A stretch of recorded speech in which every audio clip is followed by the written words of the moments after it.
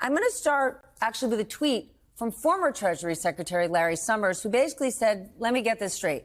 Treasury Secretary Scott Bessent meets with a private group of large investors to give them the benefit of his thoughts on trade.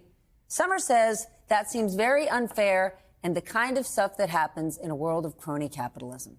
Yeah, material, non-public information. That's what they call it there. The fact that he's speaking to this audience, that they know they're going to disseminate this information very quickly and act on it. And that's exactly what happened. If you looked at the intraday chart of the S&P 500, it kind of took a leg higher. I think one of the things that's also very confusing and, the rhetoric back and forth, it's not just the tariff trade stuff, but it's also the Fed and what they might do there. This is only going to get dialed up as we get to May 7th. That's the next time Fed Chair Powell speaks with all the other Fed governors. They're going to make a rate decision here. I just can't imagine what, the president had to say to Eamon Javers from CNBC after the close, understanding that is going to be widely disseminated. It's going to be further upward momentum for the market, that is going to be the last say about this as we get into the lead up into May 7th. And so to me, the markets better hold in. Investors better not get yippy, as a term that I don't know if you've ever heard that before. Never. I heard that on April Yippee, 9th here, yes. Because that rhetoric is going to get dialed up once again by the president. Okay, but here's the thing. We've been hearing from this White House, specifically Treasury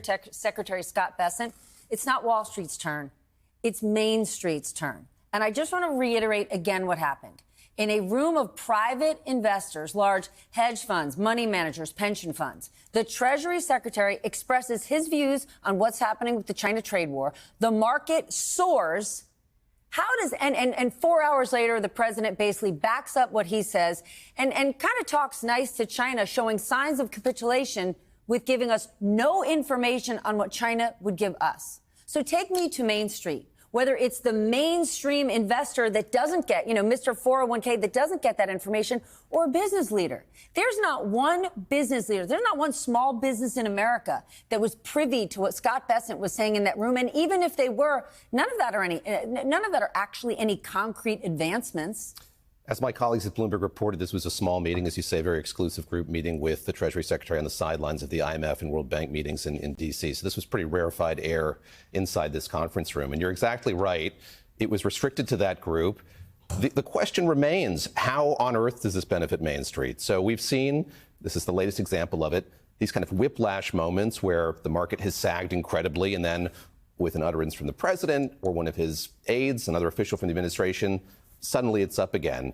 To have some insight into when that's going to happen or how that's going to happen would be incredibly powerful and quite lucrative.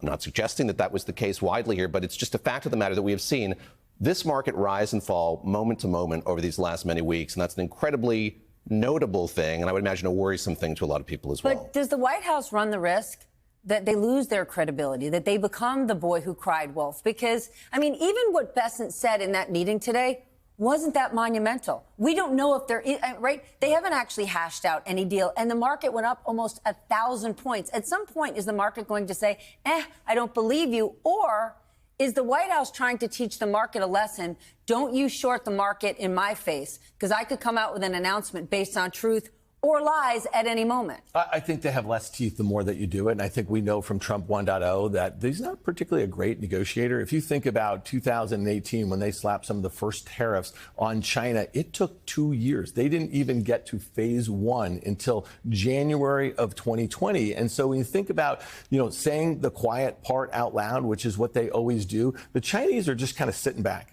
And they're just kind of letting the markets push the White House around. They're waiting to see what he's going to say. And, the other thing is that the Chinese are also saying, wait a minute, why hasn't Japan? Why hasn't Mexico? Why hasn't the EU? Why hasn't Canada done a deal? We're going to sit around and wait for it. I just want to make one other point. You just mentioned Main Street and you mentioned 401ks. And I don't know if you noticed this morning. 101ks now. Yeah. Well, so two huge government contractors. These are two great American companies, Northrop Grumman and Raytheon, which is now RTX. Okay, these are both nearly 100-year-old companies. They get a disproportionate amount of their sales from the U.S. government. They were both down 10% today. Why? Because they are taking earnings hits on tariffs.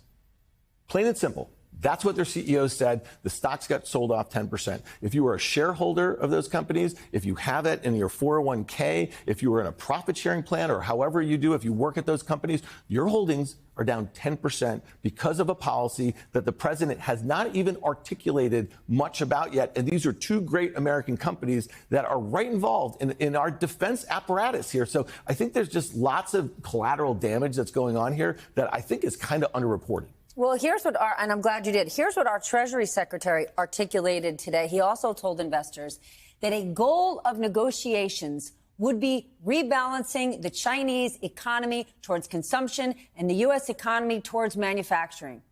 No duh. I mean, how is that moving the needle? Like, great idea. Sure, we all agree with that. Is any of that realistic? And are we even 1 inch closer to that nirvana than we were 2 weeks ago before trillions in market cap were wiped out? No, we're not. And No. And I've been on here many times. We've talked about the fact that there's nothing that comes after the implementation of these tariffs. There's no plan for what happens next. And there is plenty of happy talk from members of the cabinet about how manufacturing is going to come back. We don't know what that's going to look like, what they think it's going to look like. But to get to that kind of rebalancing that Scott Bessent is talking about would take an incredibly long time. Might not even be possible for that to happen. And just to pick up on what you're saying, look at how long it took to come to those deals during the first term. We have an administration now that says it's trying to broker these deals with 60 countries simultaneously. And you just look at the way they're talking about these deals as they kind of come into focus. And there are memorandums of understanding and there are frameworks of an agreement. They aren't concrete deals. I'm very curious, and you would know this better than I, if that's going to be enough for Wall Street to know that it's good enough that these countries are just talking to one another, or if when push comes to shove, what really needs to happen is something has to be inked. That's many years off from today. It could be good enough for Wall Street because traders can trade on anything, right? They're not making a long-term commitment. Yeah. Who it's not good for are businesses that actually have to make long-term decisions. Somebody can go in and out of a stock in a millisecond. It means nothing. But let's talk about the Fed Chair, Jay Powell, because a cynic or a skeptic would say, Donald Trump hasn't changed his opinion of Jay Powell. Potentially nothing's happened with China. But they woke up this morning after a disastrous day in the markets yesterday when the president signaling he wants to get rid of Jay Powell and nothing's happening on trade. Whom he picked, by the way. Whom he picked. Yes. And suddenly, I don't want to get rid of Jay Powell. And maybe things are moving forward with China. But let's say Donald Trump were to get his wish, right? He's saying he doesn't want to get rid of him. But let's be honest. Let's say Jay Powell's gone. If Jay Powell were to leave his post and Trump could get that done, there's a huge group of super qualified people who could be Fed chair. But the next Fed chair who would take that position after Jay Powell would be saying, yes, the Fed is no longer independent. Donald Trump is the boss. Would that not completely compromise the Fed, even if you had a superstar in that position? Yeah, it would undermine their credibility, right? It's meant to be independent. And, one thing that's really important, you could say he could try to kind of swing his magic wand and get rid of Jay Powell. Powell's already said that he's not leaving. If he tries to fire him, he's going to take this to the court, and this thing could go to the Supreme Court. We've used this term, a constitutional crisis, in the Trump administration, both 1 and 2.0 for a while. This thing could be that. And it looks like this Supreme Court, to be very clear, doesn't seem like they want to roll over. They seem like they're the last line of defense a little bit. So Powell's not leaving. If he tries to fire him and they have this sort of standoff, that would be a disaster for global markets, not just our markets. We got a little bit of a preview of that yesterday. He's also not the sole decider, right? He would just level down to be a Fed governor. Like, Jay Powell is more like the jury foreman, right? What is Trump going to do? Take out every possible Fed governor who might disagree with him? That's not really possible.